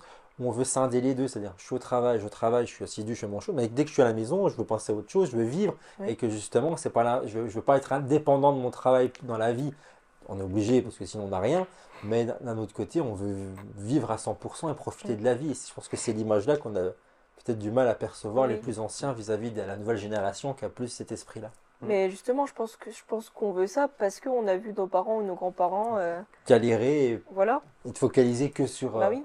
sur le C'est- travail. Oui, et puis regretter en fait ce qu'ils n'ont pas pu faire. Ah oui, et ça oui, Et, ça c'est vrai. et donc ensuite, du côté des jeunes, on voit les seniors un peu grincheux, qui veulent jamais, qui veulent pas euh, s'approprier les nouvelles choses, que ce soit les nouvelles technologies ou les, les Oh. nouveaux mœurs. Enfin, On va faire des raccourcis quoi. oui, voilà. C'est-à-dire qu'on passe du temps sur les portables, Oui, ce serait, voilà, comme tu le disais tout à l'heure, réduire ça à des feignants, des rêveurs, enfin, on est là-dessus, et puis on fait rien d'autre que eux, et voilà, ils ont l'impression que c'est une perte de temps, quoi. oui. C'est un Alors peu que l'idée, quoi. Alors que nous, c'est tout à fait autre chose, on ne voit pas comme ça. on a le portable maintenant, mais en fait, il y a un reportage INA que j'ai vu, et c'était dans le métro.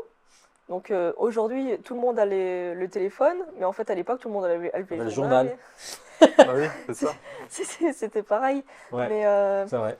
donc, en fait, c'est malheureux parce que enfin, j'ai eu l'expérience de voir une rencontre jeune et senior, et c'était super intéressant. En fait, ils communiquaient, eux se rappelaient de leur enfance, nous, nous disaient comment c'était avant, et voyaient comment ils voyaient les nouvelles générations. Ce qu'ils avaient pour nous, ce qu'on leur avait apporté, tout ça. Et puis les jeunes, ils leur répondaient, quoi. C'était super intéressant. Mais oui, enfin, il y a un manque de communication. En fait, l'idée, enfin, moi, j'écoute ce que j'ai pu entendre aussi des plus anciens vis-à-vis de ma génération, celle d'un peu plus jeune, c'est de se dire que nous, avant, bon, on n'avait pas tous ces écrans, parce qu'on faisait toujours les écrans. J'ai l'impression que Oui, le gros problème de notre société, c'est les écrans. Que nous, on allait dehors, on jouait dehors, on voyait les gens pour de vrai, il y avait un vrai lien social qui était créé. Comme on a l'impression qu'aujourd'hui, bon, on est tous, pas tous, mais une majorité cloîtrés individuellement derrière un écran, même s'il y a un lien social autre, mais eux, ils n'arrivent pas à le comprendre, qu'on peut avoir ce lien via un écran où on discute quand même avec des gens et que c'est pas que virtuel. Eux, ils le voient, je pense, d'une façon oui. plutôt virtuelle. Bah, et surtout que eux, à leur époque, il n'y avait pas forcément. Enfin, la télé, ça fait pas si longtemps que ça que c'est là, en fait, les informations, tout ça. Et bah, nous, quand on se voit ce qui se passe dehors, forcément, ça fait un peu peur aussi de se rencontrer, d'aller par exemple dans un bal avec des inconnus. Enfin, ça fait peur, quoi. Donc, non, mais faut qu'ils comprennent aussi qu'on a ça. Et puis maintenant, bah, ok, avant c'était les jeux de cartes, bah maintenant c'est les jeux vidéo ou Oui, le cinéma entre amis. oui, Enfin, puis au oui, final, d'autres nouvelles activités autres oui. avec, avec son temps qui est apparu, oui, c'est sûr. Donc, enfin, faut que tout le monde, faut que tout le monde accepte tout le monde, quoi, parce C'est que ça. sinon, on va pas s'en sortir. Ouais, clairement. Faut que tout le monde y soit gentil. Ouais, donc du coup, on n'arrivera jamais à se comprendre. Oui, Si on voilà. doit faire un résumé, c'est qu'on aura beau l'expliquer, ils comprendront jamais parce que de toute façon, ils se mettront jamais à notre place pour essayer de comprendre et rentrer dans, Mm. dans ce qu'on peut vivre, quoi. Bah, ce qu'il faut comprendre aussi, c'est que dans notre histoire, ça a toujours été comme ça en fait. À chaque fois, les nouvelles générations ont été pointées du doigt. Ça a toujours été comme ça. Et encore maintenant, je sais qu'il y a eu pas mal d'encre qui a coulé par rapport au 2010. Et maintenant, aux iPad Kids, toutes les nouvelles générations, tout le nouveau contexte qui est en train de se créer, il y a tout de suite de la compréhension, même de notre côté Oui, ça. sur ces générations et il faut dire qu'il y a beaucoup de jugements aussi. Donc au final, le problème se répète. Mais il sera indéfini, quoi. Je veux dire, ça sera infini, ça sera toujours comme ça. Déjà, votre génération à vous, elle juge déjà peut-être cette génération qui a 10 ans de moins que vous. Ça Oui, c'est commence vrai. doucement, mais finalement, il y a déjà un écart, quoi. On Mm. se comprend pas, on n'arrivera jamais à se comprendre de toute façon. Madeleine, son avis. Oui, oui. Vas-y, peut-être un avis là-dessus, oui. Ah, la vie, oui, bah c'est sûr que là, nous, on commence déjà un peu à se dire que les plus jeunes, là, ils sont déjà trop sur leur iPad, ou ce genre de choses. c'est tous des cons. C'est ça, exactement. Les jeunes, c'est tous des cons, exactement. On se dit tous ça, mais parce que on a vécu dans ce système-là aussi on nous a un peu rabaissé parce on a aussi eu du coup la première fois nos portables dans la vie en cours et tout ça. Mhm. Et en fait là c'est un peu la même chose. On est en train de vivre aussi un autre moment où de plus en plus jeunes, voilà, les enfants ils vont sur les téléphones de leurs parents ou un iPad juste parce que ils doivent avoir leur esprit qui doit être occupé par quelque chose et les parents en peuvent plus tout simplement et du coup mettre leurs enfants devant Troom Troom ou je sais pas quoi, devant des vidéos qui sont absurdes et pour nous en tout cas qui sont absurdes, pour eux c'est juste de la crème anglaise visuelle quoi. Enfin, ouais, c'est des jugements entre générations et puis c'est comme ça, je veux dire. C'est pareil, hein, moi les vieux, je me dis à chaque fois, quand j'étais caissière, moi, et quand j'étais en caisse automatique, et qu'il y avait des vieux qui n'arrivaient pas à comprendre qu'il fallait appuyer sur un bouton pour pouvoir commencer à scanner, j'étais en train de me dire, mais c'est pas compliqué, papy, hein, tu sais le faire. C'est vraiment pas compliqué. Et voilà, moi je trouve qu'il y a un. Mais c'est le tout de se mettre à la place des autres, en fait. C'est Pour ça, essayer c'est que ça. chacun puisse se comprendre. Mais bah, du coup, on peut rebondir sur ça. Parce que moi, ce que j'allais dire, pour rebondir avec ce que tu voulais parler, avec la communication entre les générations, on commence par là, quoi. Bah Essayer oui, de se comprendre, j'imagine. la communication entre générations, c'est déjà, il faut se comprendre. Mais là, voilà. Moi, le sujet que je voulais aborder, bah, c'était pareil un peu par rapport à la santé mentale. Par exemple, si nous, on est beaucoup plus jeunes, on commence en fait à avoir cette décomplexisation, On met comme ça. décomplexisation de la parole par rapport à nos propres problèmes perso. Comme par exemple faire de l'anxiété, se sentir mal, ce genre de choses, parce on se fait harceler, on en revient. Et ce genre de situation, c'est beaucoup plus compliqué d'en parler avec nos parents. Ou alors avec des grands-parents, encore pire. Parce que eux, en fait, on a peur de leur réaction.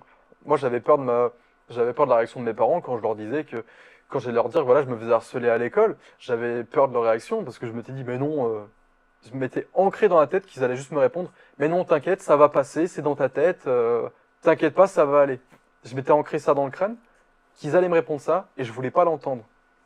Et j'avais toujours eu ce problème-là de parler avec des personnes qui sont plus grandes que moi de mes problèmes, parce qu'on a un gouffre générationnel de eux avant, quand ils avaient des soucis personnels, quand ils faisaient de l'anxiété, quand il y avait de la dépression ou ce genre de choses, c'était très tabou.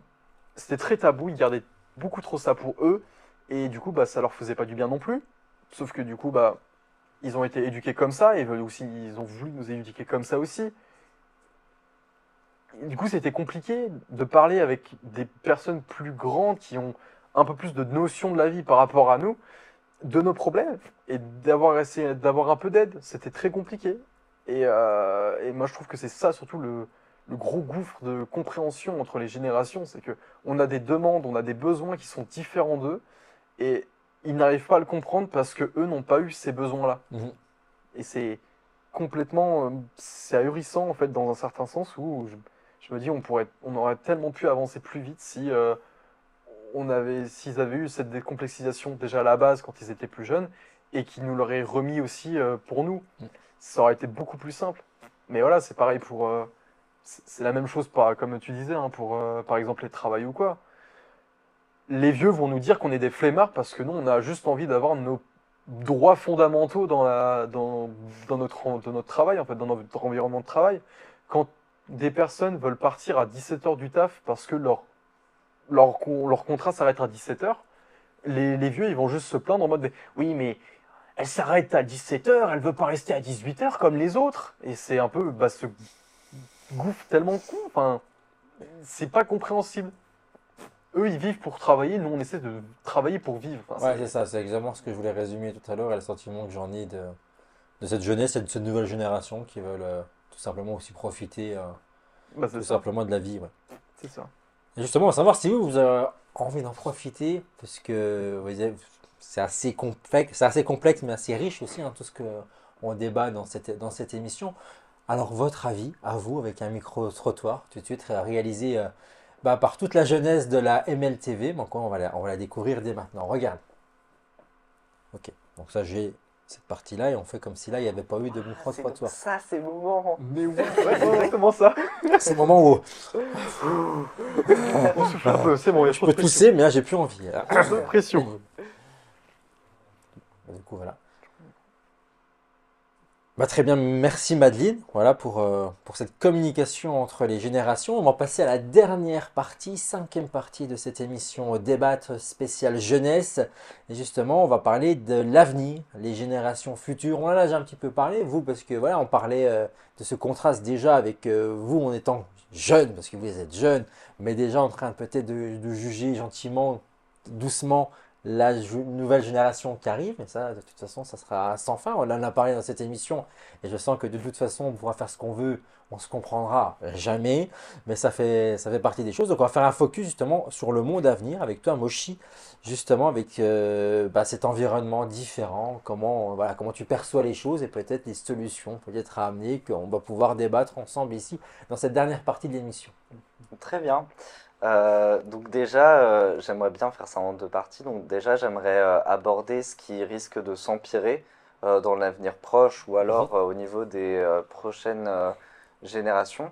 Donc on voit actuellement qu'il y a une montée du fascisme, des tensions qui augmentent de plus en plus. Les ressources naturelles sont en train de devenir de plus en plus rares.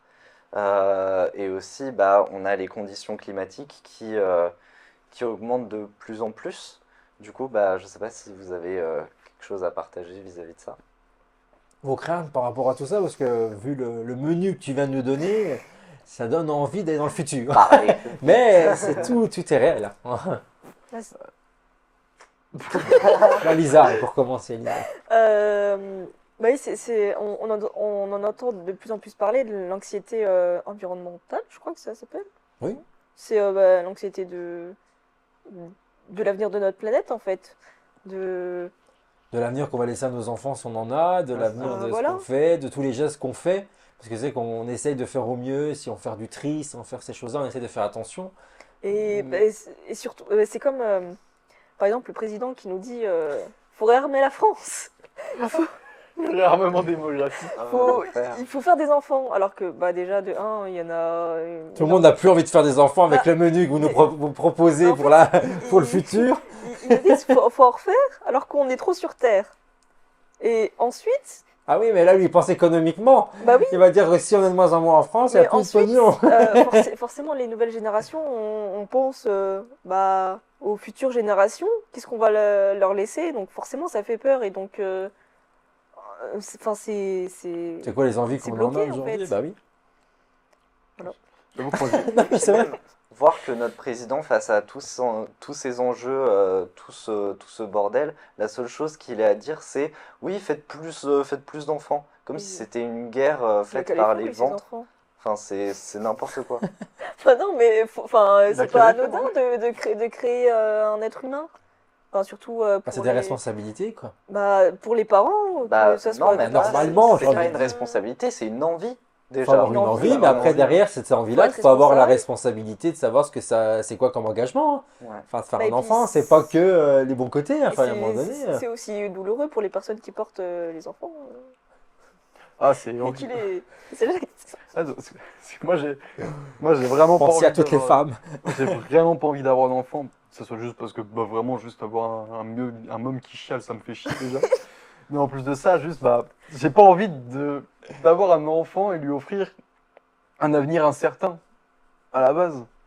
Vu comme on est en train, en plus avec les intelligences artificielles qui sont en train de bouffer énormément d'électricité, d'énergie, tout ça, vu l'état dans lequel on va leur laisser notre planète, moi j'ai pas envie d'avoir un enfant qui va juste vivre le calvaire, un gros calvaire, genre. J'ai pas envie de ça. Moi, si j'ai envie d'avoir un enfant, j'ai envie qu'il vive bien, j'ai envie qu'il soit bien dans sa planète, qu'il soit bien dans son pays, ou ce genre de choses. Je veux qu'il se porte bien, j'ai pas envie qu'il ait un cancer du poumon à 10 ans, quoi. J'ai pas envie de ça. Parce que j'ai pas envie. C'est Non, mais tout. c'est super intéressant ce que vous dites, c'est que justement, là, vous êtes la génération de demain, et voilà, c'est toutes les conséquences de tout ce qu'il y a eu ces dernières années et des abus qu'on est en train de, que vous êtes, vous, en train de subir, que vous allez, on va tous faire subir à nos enfants si on en fait, et personne n'a envie de transmettre ça. Et c'est un discours qui a de plus en plus, et heureusement, et tant mieux, mais j'ai pas le sentiment que même si on a ce discours-là de plus en plus, qu'on est en train de faire tout pour essayer de faire marche arrière et essayer de faire pour que, que tout, voilà. Mais est-ce qu'on est prêt à renoncer à plein de choses aujourd'hui pour essayer que le monde soit meilleur? Je sais pas, j'ai envie de lancer cette Bah, question-là parce que Bien sûr. on a tous envie que ça change, hein, moi le premier, Oui. mais il y a des choses que je suis peut-être pas encore la conscience assez de lâcher. Je parle des technologies, on est tous avec nos portables, mais on peut commencer rien que pour ça, hein. Il faudrait faire un un grand pas en arrière par rapport à ça parce que les minerais, tout ce qu'il y a dans nos portables et tout pour pouvoir les construire, ça bouffe énormément la Bah, planète, l'environnement, la condition humaine aussi, parce que quand on voit les conditions et les enfants qu'on envoie pour aller chercher tout ça, enfin, faut se rendre compte de tout ça et on se rend pas forcément compte parce que si on ne met pas, on n'en sait rien. Bah oui, on est dans le déni aussi, puisque même Complètement. parfois on sait, on le voit pas, on fait bon. Mais on le sait tous, enfin, on le sait tous. Je veux dire, la Oui. grande majorité, on est au courant. Mais est-ce qu'on a envie de plus avoir ça? Je sais Mais pas. Ça veut dire qu'il y a tout un travail d'éducation à faire, d'éducation sur du coup prendre conscience qu'il faut respecter les autres et la planète, et que actuellement là, on pourra pas offrir d'avenir pour qui que ce soit si on continue à consommer comme on le fait actuellement. Capitalisme. Donc il y avait ça, et pareil aussi, on peut voir que en ce moment il y a une dédramatisation du racisme par exemple qui commence à être de plus en plus présent, ou pareil, personnellement je vois beaucoup de gens faire des blagues sur le nazisme, quelque chose que je comprends absolument pas parce que c'est quelque chose qui a traumatisé toutes les générations et même la nôtre, on a encore des conséquences actuelles de ce qui s'est passé là-bas. Et je comprends pas à quel moment des gens peuvent trouver ça ok de faire des blagues là-dessus. Surtout que c'est pas des blagues drôles. Soyez drôles. Bah, surtout, c'est taper les victimes, en fait. Mhm. C'est ça qui est horrible. Mhm. Et bah oui, en parlant de racisme, enfin, juste pour une couleur de peau, quoi. Alors que ça aurait pu être nous. Enfin, on aurait pu. Personne ne choisit rien, j'ai envie Bah de voilà, dire. on aurait pu pas comment naître on est. en Asie, aux États-Unis, au Pérou. Ouais, Enfin, tu choisis savais pas, pas, ça en fait. n'a pas coché. Hein. Quand t'es encore dans le ventre de ta mère, t'es juste en train de faire un gambling de foot, c'était au casino. Tu choisis ton pays à ce moment-là, mais enfin t'as pas trop le choix, mais en même temps tu choisis. Plutôt la roulette, La là. vie, ouais, t'as ça, pas, ouais. t'as pas eu de chance. C'est la roulette russe. Non, mais Je suis en France. C'est la roulette russe, exactement. Il y en a qui ont plus de chance que d'autres déjà en arrivant sur dans ce monde. bah, c'est un peu un discours un peu schizophrène. Enfin, bon, ça- bah, non, mais parce que moi j'ai un double discours, c'est que pour en revenir à si on veut des enfants ou quoi, ça peut être aussi bah, justement avoir espoir que ça s'améliore. Que ça et change en éduquant que ses c'est- enfants que ça comme on a change, envie. oui, Ouais. voilà. Mm, mm. Et puis en fait, bah, Bah, c'est peut-être ça aussi la solution en fait. Moi, je c'est pense ça. aussi Donc beaucoup c'est à un ça. peu. Mais un bon, peu est-ce que la une majorité balance, quoi. pense comme ça? Mais moi, j'ai le sentiment là. Moi, je sais pas, j'écoute la nouvelle génération de plus en plus, hein, même des enfants qui sont vraiment qui ont 9-10 ans, par exemple, on les écoute parler et tout. Et je trouve qu'il y a la conscience, et moi, j'avais pas cette conscience-là quand j'étais petit, mais pas du tout, quand on pensait pas du tout comme ça. Alors, c'est encore une autre génération, mais on pense pas comme ça. Et de voir cette génération-là déjà aussi mûre et aussi petit, de se projeter dans l'avenir et de comprendre déjà toutes ces choses-là, bah, je dis, il y a de l'espoir quand même. Il y a peut-être de l'espoir. Mm. Alors, j'ai envie d'être positif, hein, presque envie de terminer cette émission sur un petit point positif, malgré que voilà, ce qu'on nous annonce, tu en parlais tout à l'heure avec Emmanuel Macron qui annonce faut réarmer, il faut faire ça. Ouah, ça donne envie. Et faites des enfants et on va réarmer parce que il faut se protéger, d'accord, mais bon, qui a envie de se prendre une bonne guerre dans la tronche, quoi? Je veux dire, il n'y a pas grand monde qui en rêve, quoi. Hein. À part les tordus, et il y en a aussi. Mais voilà, si c'est ça l'avenir, oui, là, j'ai envie de dire, faut pas faire d'enfants, quoi. Voilà, je pense qu'on a fait le tour. Enfin, Ouais, je pense qu'on est bon. ouais, je pense que On là. peut encore parler de. Je t'en prie. Moi, vas-y. Excusez-moi, hein, Bah oui. j'ai dit qu'on faisait ça en 2 parties. Ah oui, J'attends c'est la vrai, deuxième partie. c'est vrai. Je suis le fil rouge de cette émission. Exactement. Donc, deuxième partie. Deuxième partie, du coup, tout n'est pas perdu. Voilà, j'essaie de positiver un petit peu. Optimisation, hein. Fallait Pas dire un pleurer ce soir comme on fait tout le temps. J'en peux plus. Donc, ce que je voulais aborder, c'est que malgré le fait que c'est giga bordel, il y a quand même des avancées, par exemple au niveau de la médecine, du côté de la santé en général et de la santé mentale. On prend conscience de plus en plus de choses et il y a des avancées qui permettent de sauver des millions de vies tous les ans. Pareil, notre génération prend de plus en plus conscience des enjeux qu'il y a et aussi quelque chose de très bien qui est à noter, c'est que notre génération a surtout envie de se faire respecter et de vivre une vie correcte et ça se voit justement par le travail où on ne s'abaisse plus à des standards qui nous font souffrir et je trouve que c'est vraiment bien et que comme ça a été dit, il y a quand même de l'espoir pour les futures générations. Donc, tout n'est pas perdu. Voilà, on va terminer sur ces belles paroles. C'est voilà, un côté Bon, faites des positif gosses. dans tout ça. Faites des enfants. Ou pas si vous n'avez pas envie. Ou pas. Surpopulation, attention quand même. Faites vos propres choix, quoi. On va conclure comme ça. C'est C'est vous ça, qui c'est décidez. Faites-vous plaisir, je sais pas. Vivez votre vie C'est comme bon, vous ça, avez envie de la avance. vivre. Hein. C'est clair.